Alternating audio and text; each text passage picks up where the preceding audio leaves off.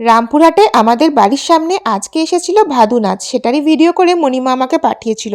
ভাবলাম তোমাদের সাথেও শেয়ার করি, তোজোকে দেখানোর জন্যই মেনলি পাঠানো হয়েছিল।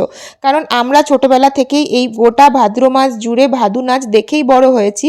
এখন আস্তে আস্তে এগুলো তো হারিয়েই যাচ্ছে, আর আমাদের বাচ্চারা তো এগুলো জানতেই পারে না।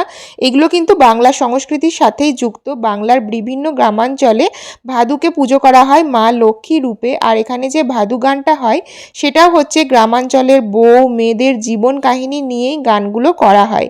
যেমন হচ্ছে বাংলার বাঁকুড়া, বীরভূম, পুরুলিয়া এইসব জায়গাতেই এই ভাদু বেশি প্রচলিত, যেটা পুরো ভাদ্র মাস জুড়ে হয়। অনেক দিন পর এটা দেখে ভীষণ ভালো লাগলো। আগে আমরা দেখতাম, তারপরে দেখার পরে গিয়ে টাকা দিয়ে আসতাম, সেগুলো বাচ্চাগুলো আমাদের ভীষণ মিস করে।